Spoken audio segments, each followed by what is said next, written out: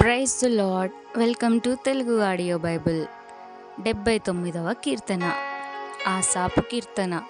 దేవా, అన్యజనులు నీ స్వాస్థ్యములోనికి చొరబడి ఉన్నారు. వారు నీ పరిశుద్ధాలయమును అపవిత్రపరచి ఉన్నారు. యెరూషలేమును పాడు దిబ్బలుగా చేసి ఉన్నారు. వారు నీ సేవకుల కళేబరములను ఆకాశ పక్షులకు ఎరగాను, నీ భక్తుల శవములను భూజంతువులకు ఆహారముగాను పారవేసి ఉన్నారు. ఒకడు నీళ్లు పోసినట్లు యెరూషలేము చుట్టూ వారి రక్తము పారబోసి ఉన్నారు. వారిని పాతిపెట్టు వారెవరునూ లేరు. మా పొరుగు వారికి మేము అసహ్యులమైతిమి. మా చుట్టూనున్న వారు మమ్మును అపహసించి ఎగతాళి చేసెదరు.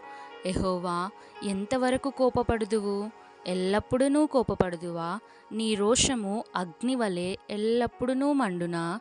నిన్నెరుగని అన్యజనుల మీదను, నీ నామమును బట్టి ప్రార్థన చేయని రాజ్యముల మీదను నీ ఉగ్రతను కుమ్మరించుము.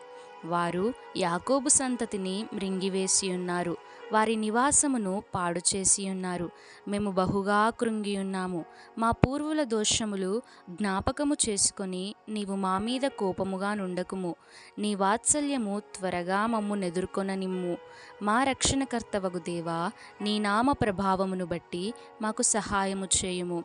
నీ నామమును బట్టి మా పాపములను పరిహరించి మమ్మును రక్షింపుము. వారి దేవుడెక్కడనున్నాడని అన్యజనులు పలుకనేలా? మేము చూచుచుండగా ఓర్చబడిన నీ సేవకుల రక్తమును గూర్చిన ప్రతిదండన జరిగినట్లు అన్యజనులకు తెలియబడనిమ్ము. చెరలోనున్న వాని నిట్టూర్పు నీ సన్నిధికి రానిమ్ము. నీ బాహు బలాతిశయమును చూపుము. చావునకు విధింపబడిన వారిని కాపాడుము.